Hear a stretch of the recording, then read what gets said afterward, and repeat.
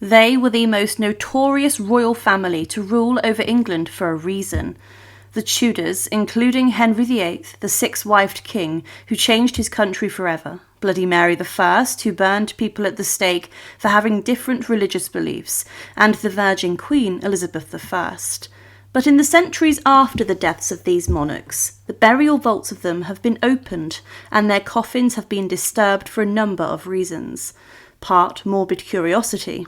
The burial vault of Henry VIII was opened many times, and it was said the Tudor king's coffin was decaying and rotting very badly, and his remains may have even been exposed to the air.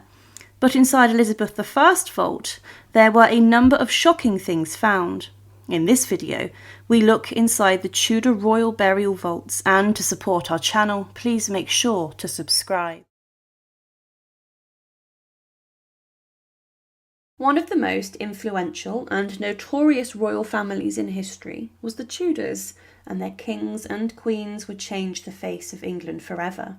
Henry VIII was known for his brutality, and he would have 6 wives, 2 of whom he executed inside the walls of the Tower of London. But Henry was never meant to have been king. It was his father, Henry VII, who founded the Tudor dynasty and ended the Wars of the Roses by marrying Elizabeth of York. But Henry VII reigned for a period of around 24 years, and he brought a lot of stability to the throne.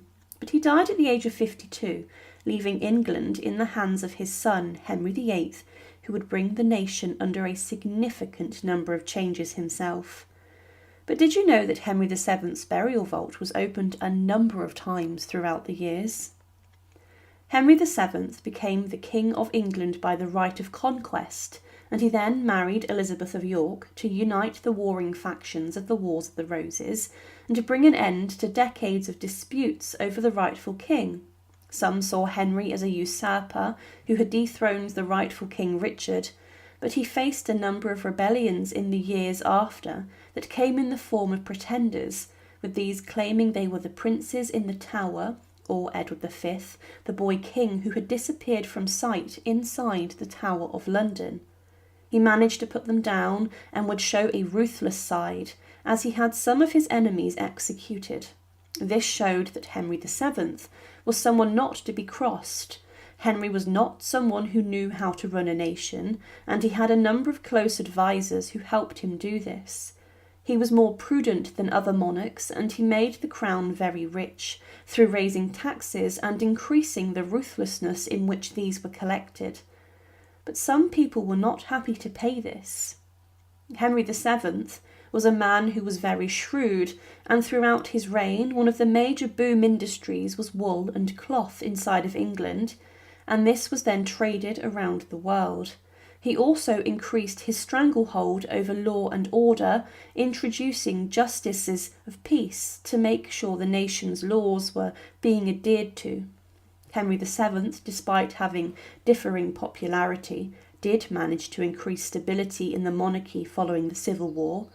But in 1502, Elizabeth of York and Henry VII's first son, Arthur, died.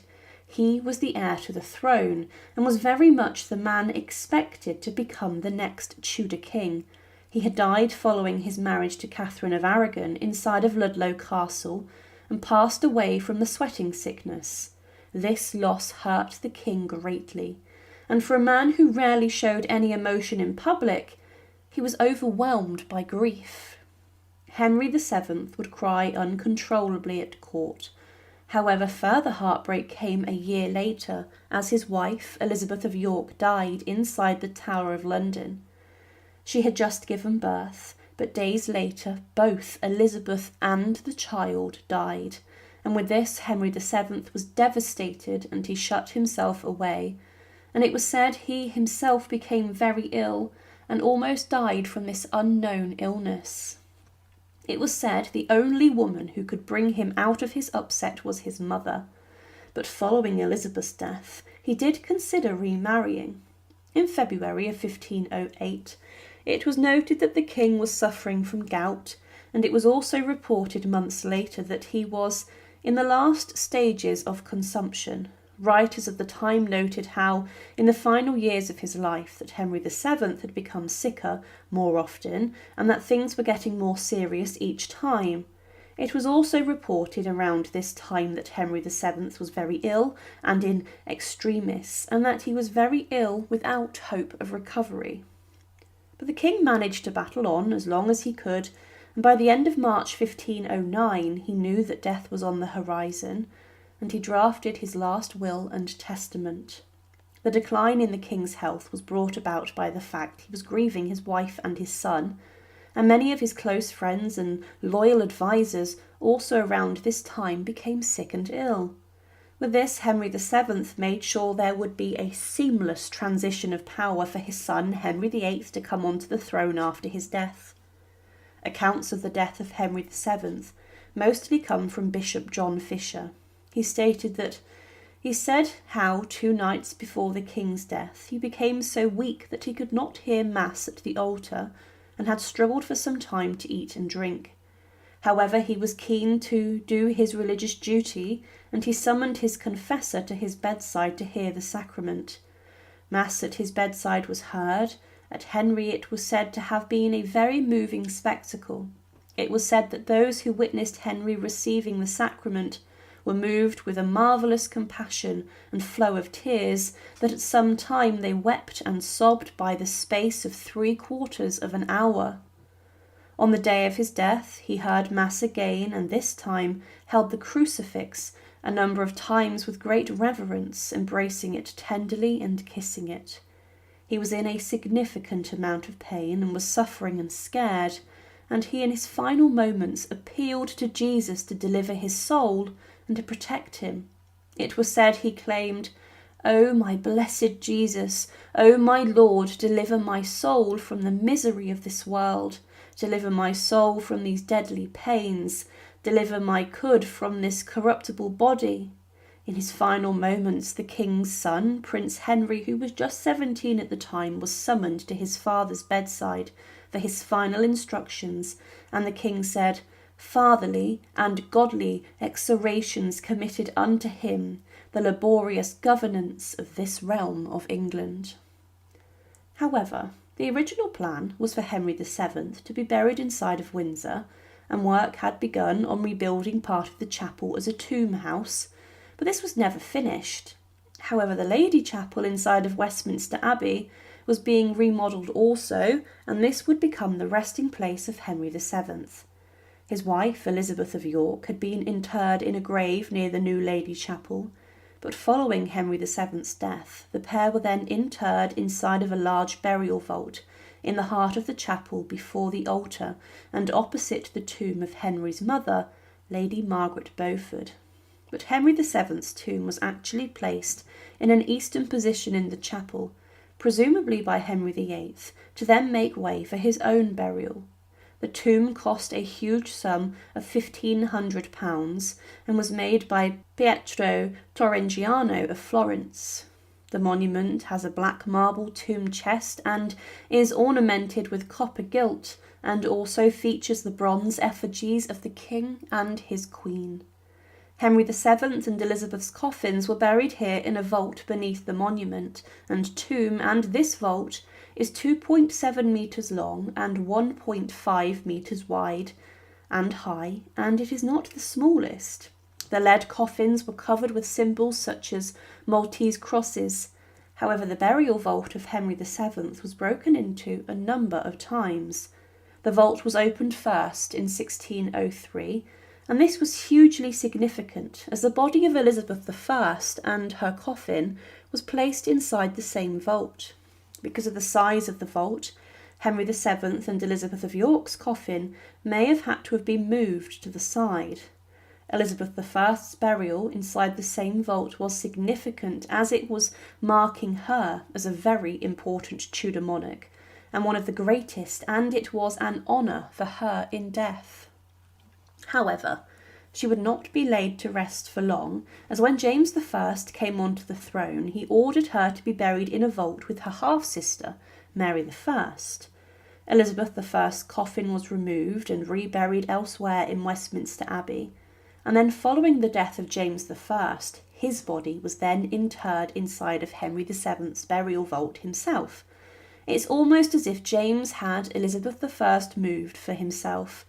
To incorporate James I's coffin, the outer wooden shells of Henry VII's coffin and Elizabeth of York's were removed to make room, and this left the first Tudor king and queen inside of their lead cases. But also at this point, the visceral urns of Henry and Elizabeth may have been moved elsewhere. These were the boxes and urns that held the hearts and internal organs of the king and queen after their death, and they were removed during the embalming process. But again, the vault of Henry VII would be opened one more time in 1869 by the curious Dean of Westminster, Arthur Stanley. He was looking for the coffin of James I, and of course he found this alongside Henry VII, and he commented on the lead shrouded body of Henry VII. He also sketched what he saw, and it was rather disturbing of an image, with the three shrouded bodies lying inside the vault eerily. Henry VII is remembered for being a steady king who brought stability following the Wars of the Roses. He was a man who would not spend too much during his reign, and he lived within his means, but taxed his population harshly at times, making the crown very rich. He would be buried inside the heart of his new mausoleum, the Lady Chapel, and he hoped that this would become a Tudor mausoleum for centuries to come. Within a century of his death, the Tudor period came to an end, and it would be the death of his granddaughter, Elizabeth I, who brought an end to the Tudor period. Henry VIII was born in 1491, the second son of Henry VII. He was handsome, educated and athletic. He became king in 1509 at the age of 17, following the death of his father. The early years of his reign were marked by optimism and vitality, and he was seen as the embodiment of Renaissance kingship, tall, charismatic and full of promise. Yet decades of personal turmoil, political conflict and physical injury took their toll. By his late 40s, Henry's health had begun to collapse. A jousting accident in January of 1536, during which his horse fell upon him, left him unconscious for 2 hours and caused a severe leg wound. That injury never healed properly. Chronic ulcers developed on his leg, festering and discharging pus for the rest of his life. Contemporary sources, including the imperial ambassador Eustace Chapuis, wrote that the stench from Henry's sores were unbearable. This leg wound, combined with an increasingly sedentary lifestyle and gluttonous appetite, contributed to his rapid physical decline. Once a trim sportsman, Henry grew massively obese, and by the 1540s he reportedly measured over 50 inches around the waist, and required a mechanical hoist to lift him onto his horse or into bed. The Venetian ambassador noted that the king was scarcely able to walk and was as full of sores as a foul leper. Henry's declining health only intensified his paranoia and cruelty. His mood swings became legendary. Courtiers and even family members lived in fear of his temper. He executed 2 of his wives, Anne Boleyn in 1536 and Catherine Howard in 1542, and countless nobles and former allies, including his trusted minister, Thomas Cromwell. By the 1540s, the king's mind appeared clouded by bitterness and suspicion. He lashed out at both Protestants and Catholics, unsure whom to trust. His once keen intellect dulled under the strain of pain and illness. Chronic headaches, obesity and leg ulcers may have been symptoms of type 2 diabetes or Cushing's syndrome. Some historians even suggest he suffered from McLeod syndrome, a rare genetic disorder that can cause mental deterioration. Despite this, Henry continued to rule absolutely. His courtiers indulged his whims, afraid to contradict him. He clung to a vision of power and divine right, convinced that he remained God's chosen ruler, but in private his world was shrinking. His last wife, Catherine Parr, nursed him devotedly, reading scripture and tending to his wounds, and by late 1546, however, the king's condition had become critical. He was morbidly obese, suffering from severe pain, chronic infection, and possibly kidney failure. His once thunderous voice was weak, his appetite, once legendary, diminished. The royal physicians tried to comfort him, but they could do little. Medicine in Tudor England was primitive, and Henry's distrust of doctors, whom he often dismissed or punished for failure, made matters worse. By January of 1547, the king was confined to his bed at Whitehall Palace. He could no longer walk, and his ulcerated leg had turned gangrenous. Those close to him feared that he was dying, but few dared to say it aloud. Under Tudor custom, it was treasonous to predict the king's death while he was still alive. Sir Anthony Denny, chief gentleman of the king's privy chamber, and one of the few men Henry still trusted, was eventually brave enough to break the news, and on the evening of the 27th of January, Denny told him that, in man's judgment, you are not like to live long. Henry responded with calm resignation.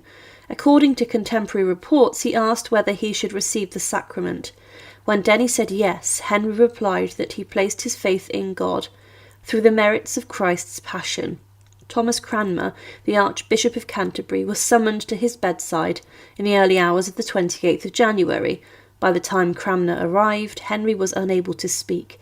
The Archbishop asked him to give a sign that he trusted in Christ's mercy, and Henry squeezed his hand. Moments later, the King of England, once Europe's most feared monarch, was dead. The time was around 2 a.m, and he was 55 years old. Henry's death was kept secret for several days. The Tudor court was a dangerous place at the best of times, and the sudden death of a monarch could spark chaos. The Privy Council needed time to organise the succession. Henry's only legitimate son, Edward, was just 9 years old, and factions within the court were already vying for control. Henry had named a council of regency in his will, but Edward's uncle, Edward Seymour, wasted no time consolidating power. He would soon become Lord Protector and rule as Duke of Somerset. To ensure a smooth transition, Henry's death was not publicly announced until the 31st of January, 3 whole days after it occurred. During this period, courtiers continued to deliver meals to the king's chambers to keep up the illusion that he was still alive. Henry's body was embalmed and placed in a lead-lined coffin, but even this process could not prevent the rapid decay of his enormous corpse. The king's remains were first taken to Sion Abbey for a night before the funeral procession then continued to Windsor. According to later accounts, a gruesome incident occurred while the coffin rested at Sion. It said the coffin leaked fluid through the lead, and dogs were found licking the blood that had seeped onto the floor. Chroniclers, such as Gilbert Burnet, later saw this as divine retribution for Henry's dissolution of the monasteries and his brutal treatment of the church. On the 16th of February 1547, the king was buried at St George's Chapel, Windsor Castle, in a vault beneath the choir.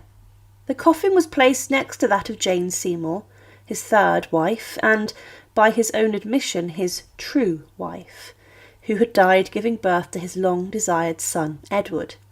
Henry had intended a grand tomb for himself, with gilded effigies and angels, but it was never completed. His mortal remains still lie in the same vault as Jane, marked only by a simple black marble slab placed there in the 19th century.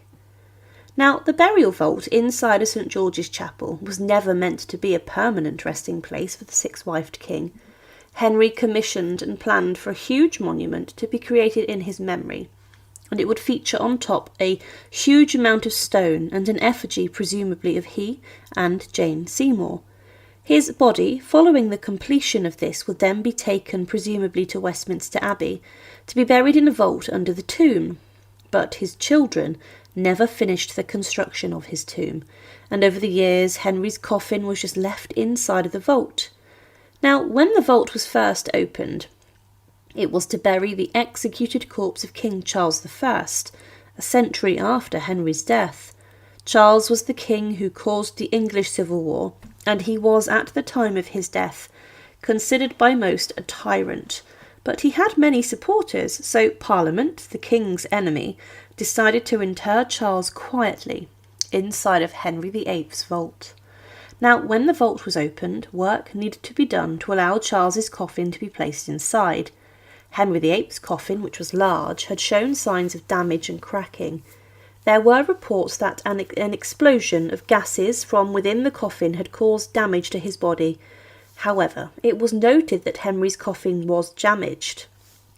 It was alleged that even his face could be seen, and those who entered the vault would claim they could see the king's beard on his face within the coffin. The vault itself contained today 3 coffins, one of Henry, another belonging to Jane Seymour, his third wife, and then King Charles I. The trestle that Henry's coffin sat on was damaged when the coffin was moved to the side for Charles, but it's also important to note that another burial was carried out when an infant child of Queen Anne was interred. The burial vault is very small and hardly contains enough room for the 3 remains. It was opened another time by a foot soldier who worked inside of Windsor, and this man allegedly stole a bone of Henry VIII by drilling a hole into the coffin, and he then wanted to craft a knife handle using the bone of the infamous Tudor king. But this was discovered, and the bone was then returned, and by the last time the vault was then opened, Henry's remains had decayed to a complete skeleton, as the damage to the coffin had led to his embalmed remains to become just bones. So, under the choir inside of St. George's Chapel, thousands of people each week walk past a small black marble slab that tells that 2 of England's most infamous and notorious kings are laid to rest beneath their feet inside the burial vault. The bodies of Henry VIII, Jane Seymour, Charles I, and a small child rest, and it's not believed that the bodies have been disturbed in over a century. Following the death of King Henry VIII, the son he greatly wished for took over as the King of England, succeeding his brutal and tyrannical father. But the plan was for Edward VI to reign for a long time, and for his son's children to then continue the Tudor dynasty for centuries. But this never happened, as at the age of 15 inside of Greenwich Palace, the ill King of England succumbed to a terrible death, and he was for his last few months suffering. Edward VI was buried following his death inside of Westminster Abbey, but his resting place for a long time was lost. However, in the centuries after, his coffin was located and his coffin was even opened, and what those curious people found when they opened the casket was shocking. When Edward VI was just 9, his father, Henry VIII, died and was then crowned king inside of Westminster Abbey. A regency council was established to help him rule, and at the top of this was Edward Seymour, his uncle, the Lord Protector. However, in 1550, Edward VI was stricken with a mysterious illness which was very serious, and the royal doctors and physicians believed that this was possible, that Edward could have died, and because of this they were worried who would become king or queen next if Edward, the young boy, did die. However, Edward VI did recover from this, and this bout of ill health was kept a secret. But in the years following, the boy king did suffer another illness which was deadly. He would before this catch measles and also smallpox, but he did manage to recover again, showing that he was strong and was not always sickly and could demonstrate strength. But the king was at this time a little deaf and also wore glasses. However, in the December of 1552, things took a turn for the worse.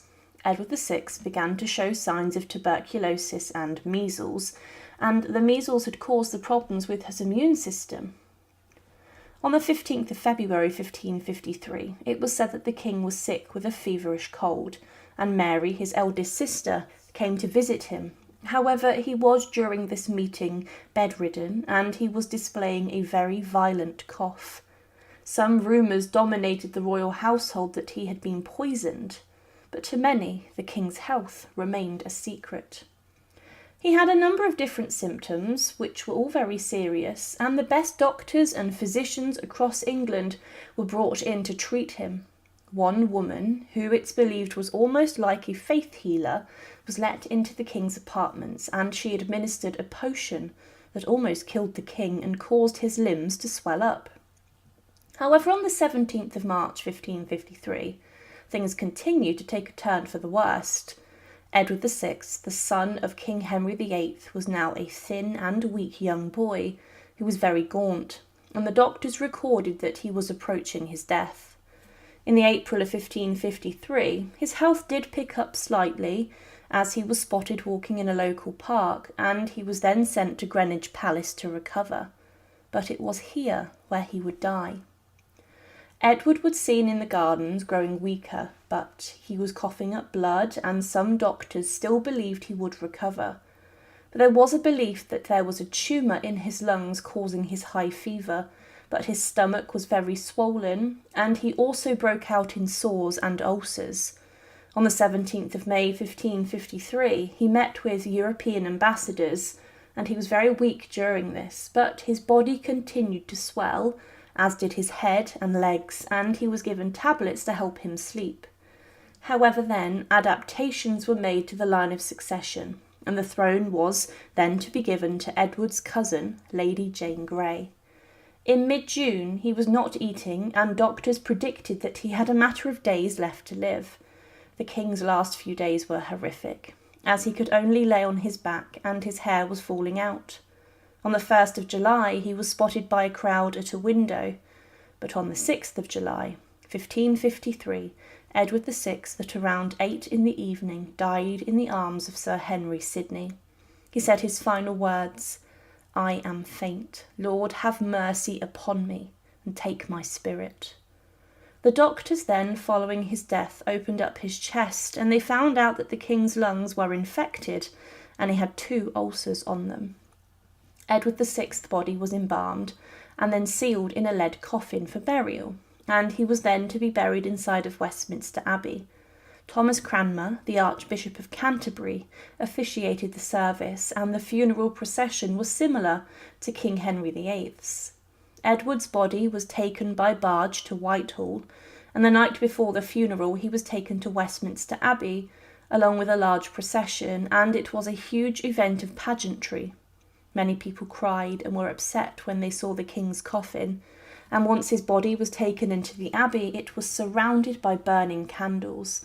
The funeral service was performed, and Edward VI's body was lowered into a white marble vault in front of an altar, which had been made by Pietro Torrigiano for his grandfather, Henry VII. There were plans considered for Edward VI's funeral, and there was a debate as to place Edward VI inside of a tomb, close to where his father Henry VIII had been buried in St George's Chapel in Windsor, but the tomb was never finished or worked on. Edward VI's burial vault itself was very small, measuring 2.3 metres long and 75 centimetres wide, and this was close to the entrance of a much larger vault of his grandparents, Henry VII and Elizabeth of York, the founders of the Tudor dynasty. There were later talks, even later on, to bury Edward VI alongside his half-sister Mary I in the same tomb, but as mentioned, nothing would ever be made for the boy king. However, during the English Civil War of the 17th century, the altar marking where Edward VI was buried was destroyed by Puritans in 1643, and it's believed that the burial vault of Edward may have also at this time been disturbed or broken into. This was common at the time for many royal burials, as Puritans and other parliamentarians ransacked tombs and burials of those who were a symbol of the monarchy. But centuries later, in 1868, fragments of the altar were found, and a new one was then built marking where Edward VI was buried. However, the burial vault of Edward VI was then opened, and the Tudor king's coffin was found. It was said in 1868, when the royal vault was opened, that Edward VI's outer coffin, the wooden shell that had been partly cleared away, and it was damaged, meaning that someone had previously been in and had done this to the vault. It could have been the Puritans. However, there had been some damage to Edward's coffin, and also some effort to even possibly break into his tomb. It was also said that the lead coffin of the boy Tudor king had deformed as well as wasted by long corrosion. Because of this, it meant that Edward VI's remains were on display and could be seen through the coffin, and there were no repairs done to give the Tudor king a new coffin. It was said The cerecloth had fallen away and showed that no hair was attached to the skull. This meant that Edward VI's remains had decayed and that his remains were now skeletal, and the cerecloth had not done its job to preserve the remains as best as they could, and this may have been caused by the damage to the coffin. Edward VI's coffin had been damaged by someone, or something such as internal gases building up and exploding inside of the coffin. However, the more probable possibility is that it was broken into and damaged when the Puritans attacked the altar next to his remains.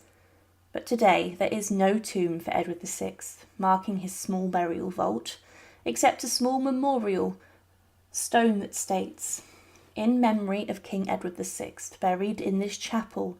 This stone was placed here by the Christ's Hospital in thanksgiving for their founder, the 7th of October, 1966. Edward VI was the great hope for the Tudor dynasty, and he was the son that Henry VIII greatly wished for and wanted. However, his life was tinged with sadness and tragedy. As his teenage years, he died a very painful death, and his demise was horrific and brutal. But the mysterious damage to Edward's coffin inside of the burial vault was never repaired, and there were no efforts to sort this out, meaning that today Edward VI's skull may still be sitting inside of a damaged coffin.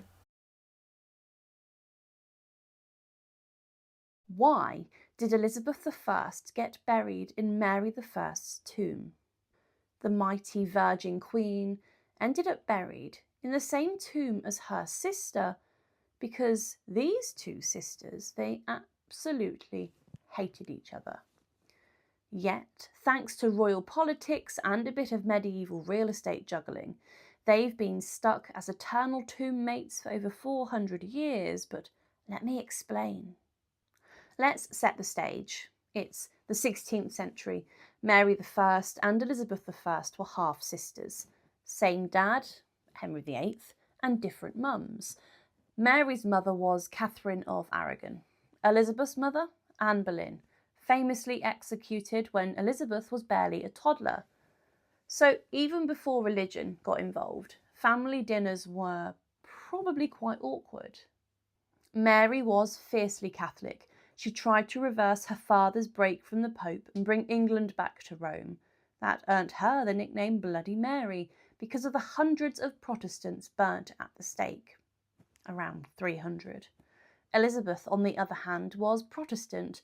Her reign firmly established England as a Protestant nation. So, 2 sisters, 2 religions, 1 crown, and more than a few assassination plots.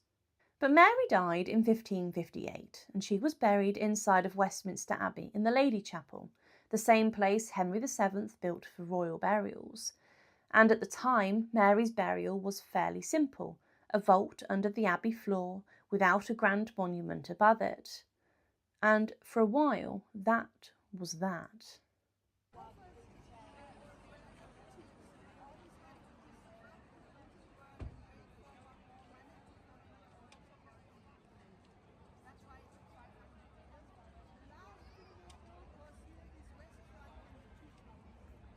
And then fast forward to 1603. Elizabeth dies after 44 years on the throne. She survived plots, threats of invasion, and became one of the most iconic monarchs in English history, Gloriana, the Virgin Queen. And naturally, she'd get a magnificent tomb. Right? Well, sort of. But here is the part that people miss. When Elizabeth died, she wasn't put into Mary's tomb straight away. She was initially buried in the vault of Henry VII and Elizabeth of York, her grandparents, in the Lady Chapel. It was one of the most prestigious spots in Westminster Abbey. But there was a problem. Enter James I, Elizabeth's successor, son of Mary Queen of Scots, a king with a bit of an identity crisis, Protestant in practice, but the son of a Catholic martyr, executed on Elizabeth's orders. Awkward. James decided he wanted the vault of Henry VII and Elizabeth of York for himself, or at least to keep it clear for his dynasty. So 3 years after Elizabeth's death, in 1606, he ordered her body to be moved. And guess where she ended up? That's right, in the same vault as her half-sister Mary.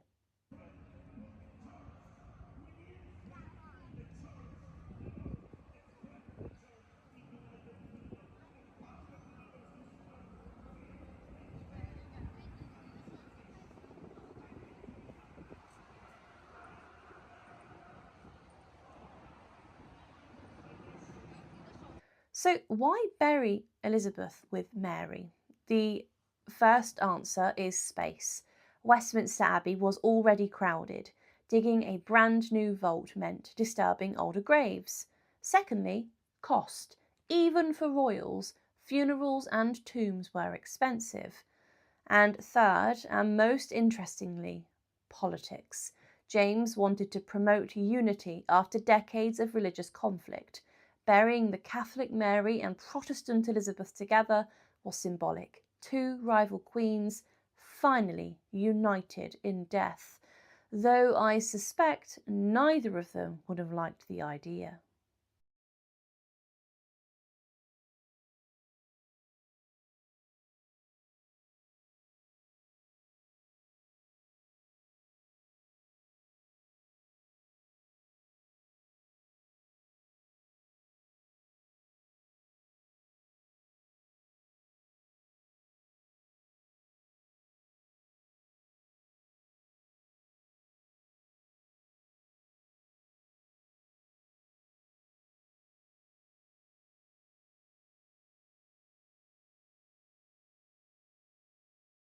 But there is one final twist. You see, Elizabeth did get her own monument. In 1606, James I commissioned a magnificent white marble tomb to sit over the vault. Elizabeth's effigy lies proudly on top. She's shown in full royal regalia, crown and all. But if you look at the Latin inscription, it only mentions Elizabeth. Mary? Not a single word. Royal shade carved in marble. So it wasn't until the 18th century that Westminster Abbey finally added an inscription acknowledging that Mary is buried in the same vault. So technically they're both there. Elizabeth on top in marble glory, Mary beneath, entirely unmentioned for over a century. Enemies in life, stuck as eternal tombmates in death.